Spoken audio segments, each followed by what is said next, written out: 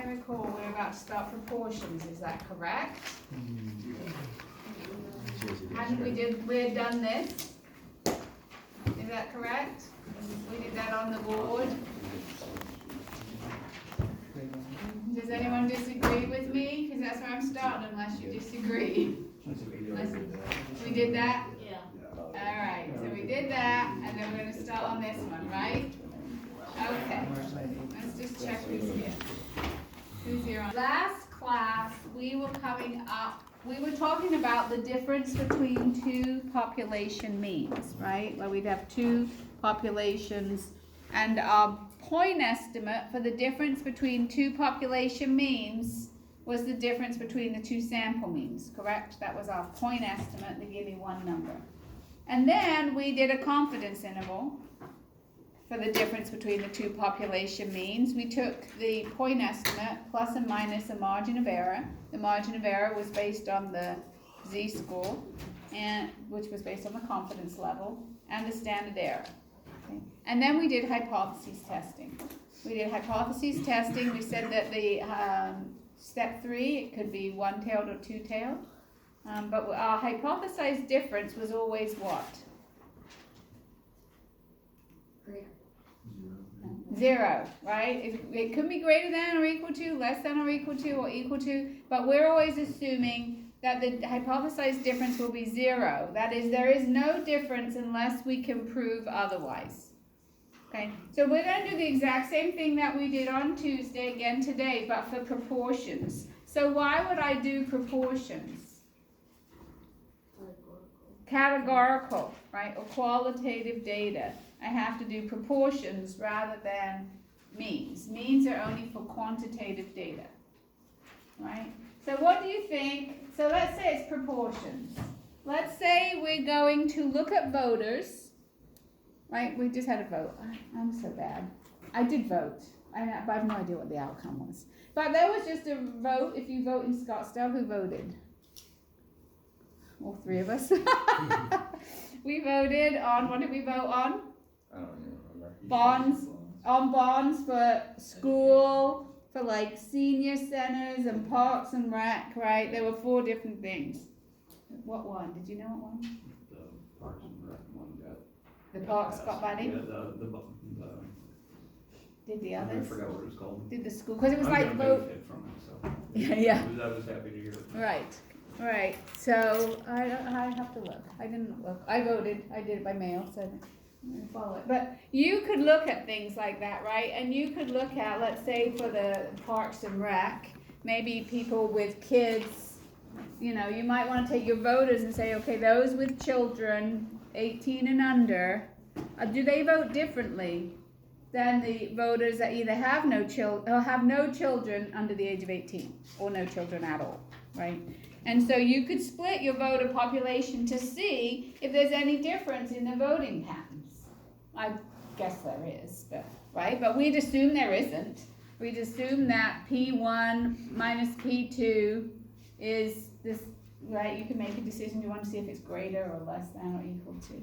And so if I took a sample of people with children under the age of 18, and let's say I get 70% say they're going to vote for the bond. Okay? And then I go and I ask people who do not have children under the 18, are you going to vote for the bond or not? And let's say maybe only 40% of them say they're going to vote for the parks bond. What would you say is your point estimate for the difference between the two proportions?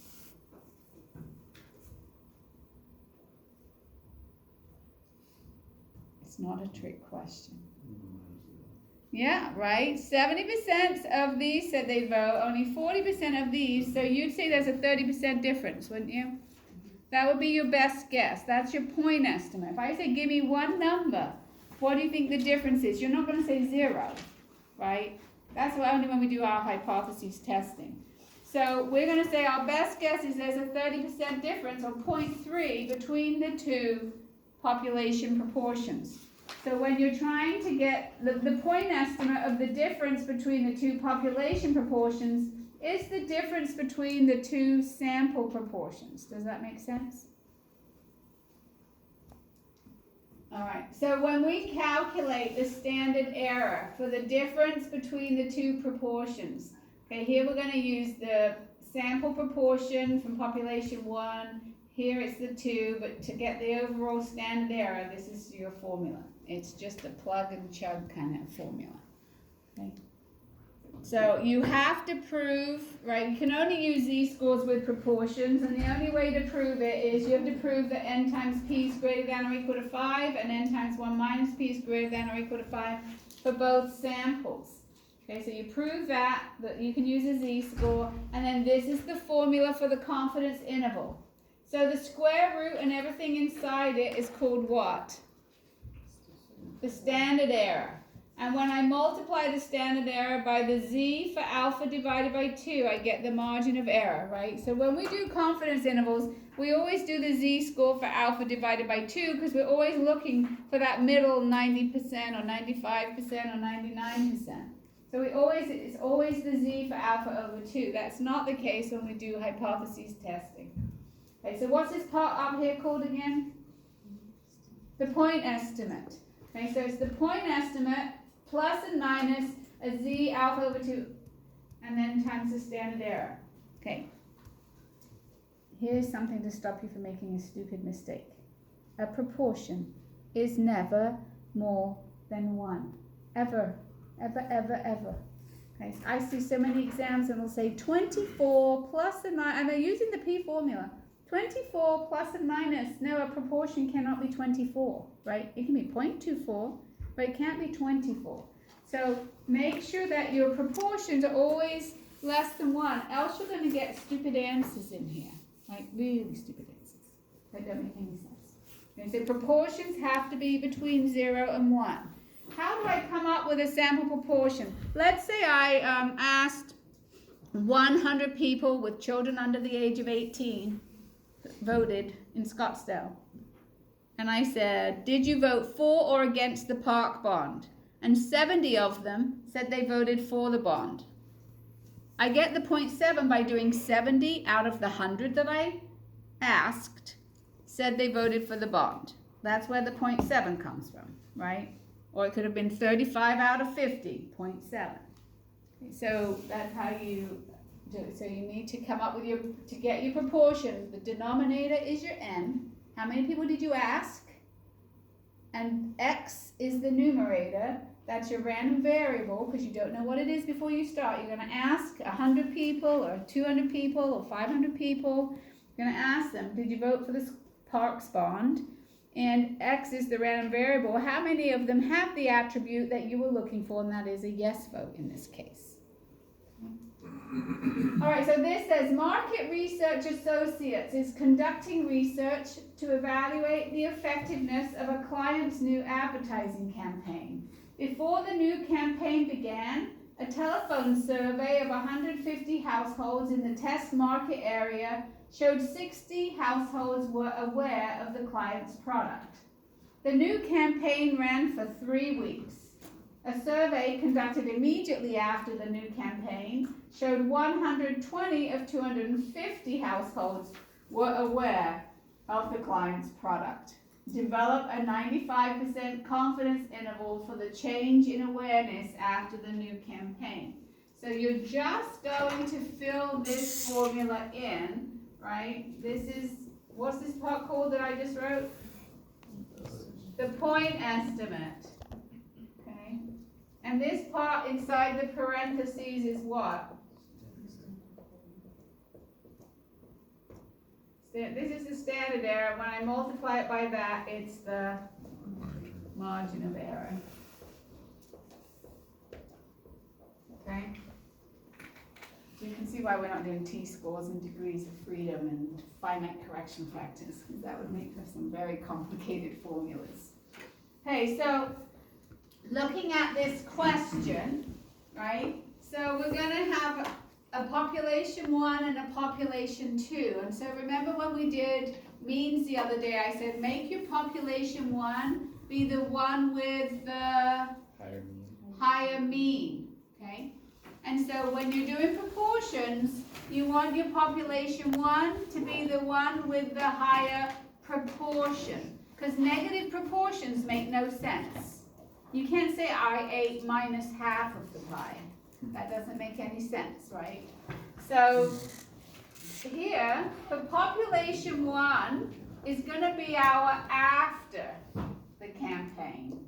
And our population 2 is going to be before, because don't we think that our sample proportion is going to be bigger after the campaign? More people will be aware of the product than they were before.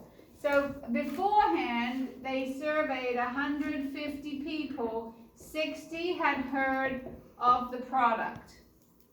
That's 40% of the people contacted had heard of the product. Okay. We ran a campaign for 3 weeks. Then we surveyed 250 people, of whom 120 said they had heard of the product.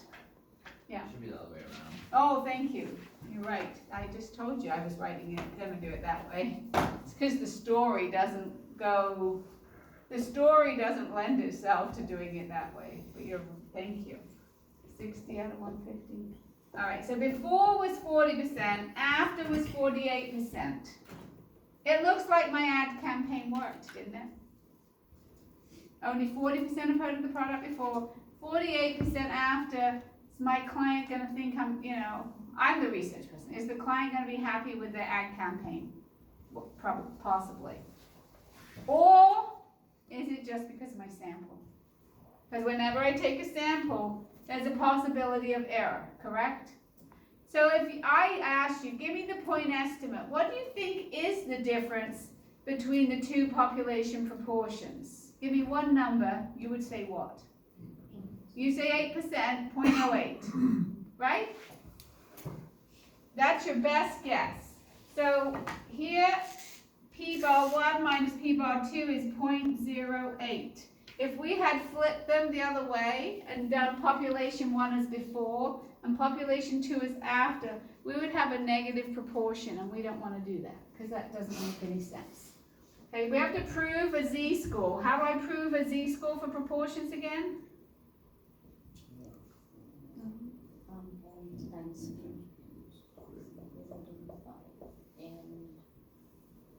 One minus p. Right, that's on that previous slide. N times p is greater than or equal to 5, and n times 1 minus p is greater than or equal to 5. That means I can use a z-score. How confident do I want to be? And 95% confident means that alpha equals what? 0.05. Alpha divided by 2 equals 0.25. Yes? What happens if the proof is higher than 5? Less than 5. If it's less than 5, you can't do a confidence interval with a z-score. You couldn't use a z-score because your answers would not be accurate. So it would be that same, the same equation without the z-score in there? You'd have to do a binomial question. Are we ever going to deal with that? Okay, good. This is our last day talking about z-scores. I'm excited. We'll just get on to more fun stuff. All right, so do you remember what the z-score is? If I go into my tables and I look for 0.025, right?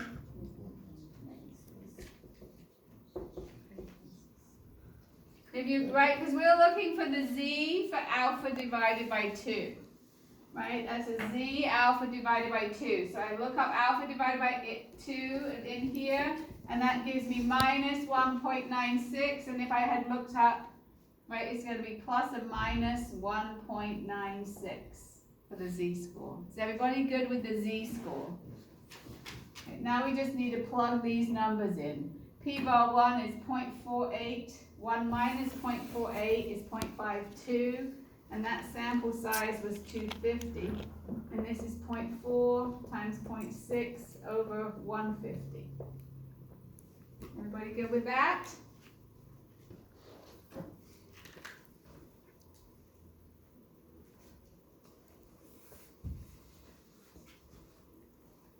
I'm probably going to write my proof. here.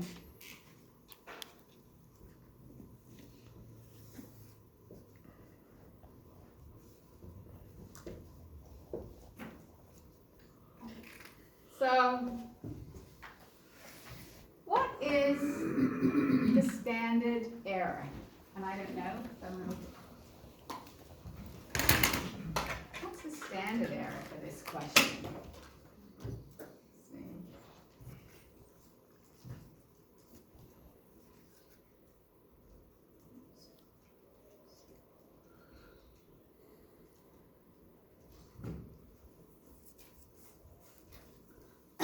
And you haven't shouted out, what's the standard error? 0.051, correct? Yep. 0.051 is the standard error. It's everything inside, the square root and everything inside of it. What is the margin of error? What was the standard? 0.051. 0.0999. 0.0999. Was it 0.1 or? So you put 0.1 to 3 decimal places. Okay, so the point estimate was what? 0.08. Okay, and to get the confidence interval, we've got 0.08 plus and minus the margin of error, which is 0.1.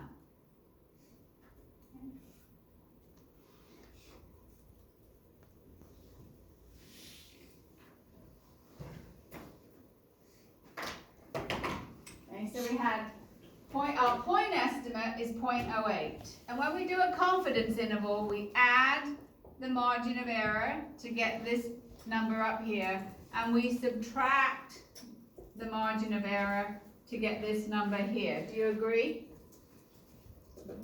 Yes? So if my margin of error is 0.1, this becomes 0.18, and this becomes negative 0.02. Right? So I would write my confidence interval as negative 0.02, 0.18. What do I write here? P2 minus P1. Or P1 minus P2. P1 minus P2. Not the bar, because I know what P bar 1 minus P bar 2 is. It's 0.08. I don't need an interval for the P bars. I need an interval for the population proportions, right?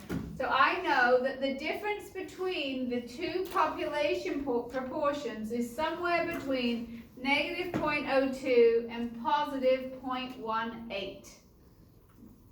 So, what does that mean? Yeah.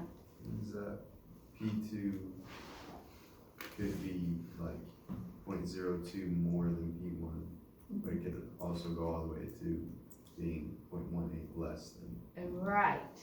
So what it means is at the 95% confidence level, I can't prove anything. Because in this interval, from here to here lies 0. Doesn't it? 0 is in that interval. That means that there might be no difference whatsoever. So even though it appears that more people know about the product than they did beforehand, the difference is not statistically significant at the 95% confidence level, because 0 is in my interval, which means there might be no difference whatsoever. It's more likely that is up here, because that's a lot bigger from 0 to 0.18 than 0 to 0.02. But at the 95% confidence level, I cannot prove that that ad campaign increased awareness. I'm not 95% sure. So do you have to be less confident then? It depends who I am and how I want to slant it. See, this is why I tell you, even if you're not going to do statistics, you need to understand them. Because when they say people can lie with statistics, they can only lie to you if you don't know what they're talking about. They can't lie to you if you know what questions to ask, right? So if I was the person who ran the ad campaign, I wouldn't really like these numbers, would I? So yes, I could maybe go take a larger sample to see if it helps. Or I could lower my confidence level and just say, oh yeah, I'm 90% sure, you know, I can just see if that would work at the 90% confidence level, would I be able to say sure? Or I would just not say anything at all. And I'd go in and say, 40% had heard of it before, now 48%, I've increased it by 8% and hope maybe my client doesn't say, well, you know, is that difference statistically significant? Because then I'd have to say, well, yeah. So they won't, you know, do you write on your resume, oh, I got an F in the economics the first time I took it, right? You put yourself in the best light, don't you, on your LinkedIn? You don't say, oh, I got fired from this job, or I did that. You don't put that, neither do people do reports. So if they're doing a report for you, if I ran your ad campaign, and I got this, would I say, well, at the 95% comp, I wouldn't even bring it up. You need to know as a customer that you should bring it up, right? That's why you need to know it even if you're not gonna do it. Because you need to know what questions to ask, right? How, you know, is this difference statistically significant? Because I think I told you when I started the Learning Center and they tracked the success rate of students who went to tutoring versus not only was it higher for the students who went for tutoring, but the difference is statistically significant because it's like between 20 and 25% more likely to pass a class if you go for tutoring than if you don't. Are there people who pass it who don't go for tutoring? Yes.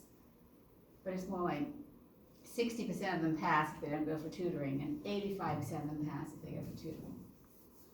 Okay, so you have to know to ask, is that difference statistically significant or not? And if they say yes, you can say at what level? And I say, oh, at the 80% level. You know, it's not at the 99. You know, if I could say I'm 99% sure, I would have said it. But if I can't say that, then I just don't say anything. And so if 0 is, remember we said the other day, if there's a negative on one side and a positive on the other, that means that 0 is in the interval and there may be no difference between them. Okay? All right, your turn.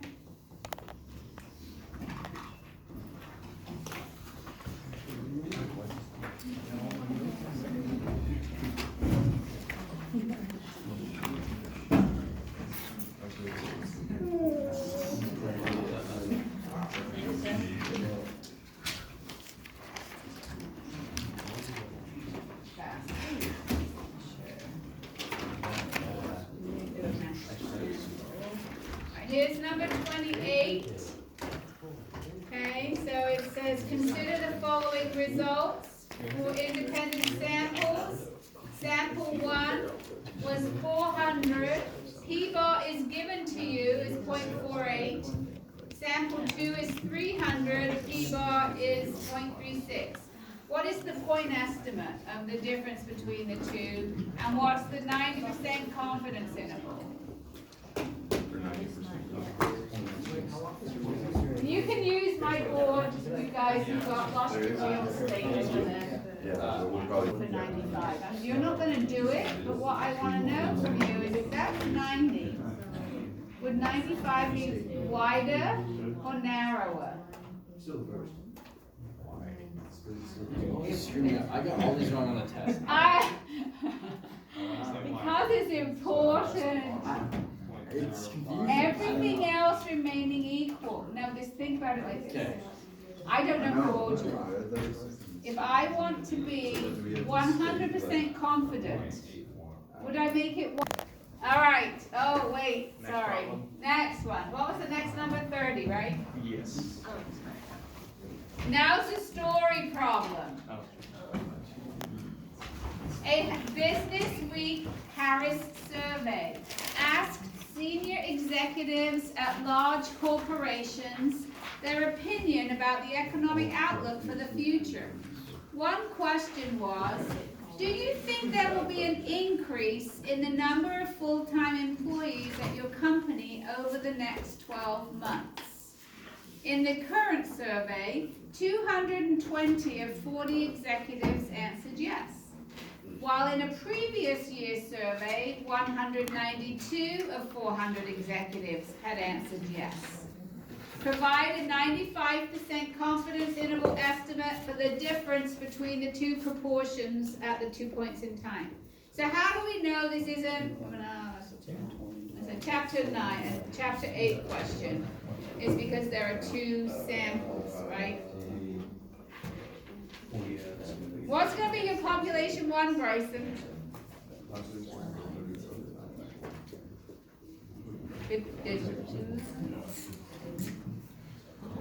Yeah, good, yes. You need, Learn it and take it in person class. yeah. So then I went to review and Can you prove anything? yeah, they're both positive, right? They're both positive, Which means P1 is so at the 90% confidence level, did you do 95 or 95? Was it 95? At a 95% confidence level, you can prove that P1 is bigger than P2. Because they're both positive, just.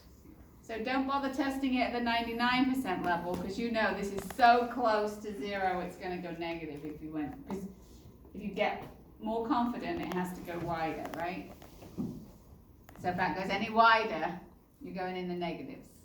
So at but at 95% confidence, you can prove that P1 is bigger than P2.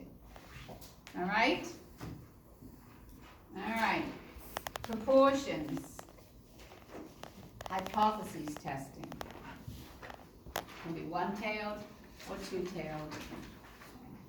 So this is a lower tail as shown by the arrow in the alternative hypothesis. This is right-tailed, this is two-tailed. Okay, so we are going to always have the hypothesized difference to be 0. So if we were testing that voting scenario I talked about earlier, we'll assume there's no difference unless we can prove otherwise. If we're able to prove otherwise, then we can say that there's no difference. Okay, so here is the step 5 calculation of the test statistic. And so for the z-score, this is p bar 1 minus p bar 2, which is another name for that is what? Point estimate minus the hypothesized difference, which is always 0 in our cases, but I want you to write it because a z-score is always a number minus something divided by a standard deviation, right? That's what a z-score is, a number minus the mean or proportion over the standard deviation. Okay, so this in the denominator is a standard deviation. It is different, the standard error calculation or formula is different than this one. Okay, see that one had p bar 1s and 2s, and this one just has a p bar. It is the pooled estimate. The pooled estimate is like a weighted average. Okay, so like in this scenario up here, you had a P1 of 0.55 and a P2 of 0.48. The average of those would be 0.515. And it would be also the weighted average because they've both got 400 in them, right? But earlier when we had that question where we interviewed 150 beforehand and 250 after, you can't just average them, it needs to be a weighted average. So like on that example we did, we got 0.48, this was after, and before was 0.44, and this sample had been 250 and this sample had been 150. So if you this is 40. If you average these two numbers, you would get 0.44, wouldn't you? Right? But we don't want an average, we want a weighted average. So would it be weighted more heavily toward this end or this end? This end, right? Because it's got 250 at this and only 150 at this. So when we do the weighted average, that's what getting that P bar at the bottom here is. You take your sample size from population 1 times the proportion from population 1 plus your sample size from population 2 times the proportion from population 2 divided by the two sample sizes added together. And you will get a weighted average. So we'll do that. I'll show you how to do that. Okay? So back to this question. In this case, I think X was 120 and here it was 60, correct? Remember that?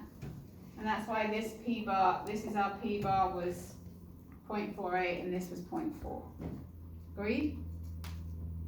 So it says, can we conclude using a 0.05 level of significance that the proportion of households aware of the client's product increased after the new ad campaign? Okay. Can we conclude, right, so we're going to test it. Step 1, write down what we want to know. So step 1, this is population 1, and this is population 2. Okay, so we want to know if P1 is bigger than P2, isn't that correct? If after is bigger than before. Can we conclude that the proportion of households aware of the client's product increased after the new advertising campaign? So is our P1 bigger than our P2? Agreed? Now I need to rewrite it so that the P's are all on the same side of the equation. So you subtract P2 from each side and you get P1 minus P2 is greater than 0. What is the opposite of that so that they're mutually exclusive and collectively exhaustive? P1 minus P2 is less than or equal to 0. Which one is my null hypothesis? The one with the quality. Is this a 1 or a 2-tailed test? One. One tail. 1, left or right? Right. It's a right-tailed test. What do I do in step 4? Alpha. It's worth 1 point. Step 5. What's step 5? Calculate your test statistic. Calculate my test statistic. And the first thing I have to do is my proof. So I would write n times p is greater than or equal to 5, and n times 1 minus p is greater than or equal to 5 for both samples.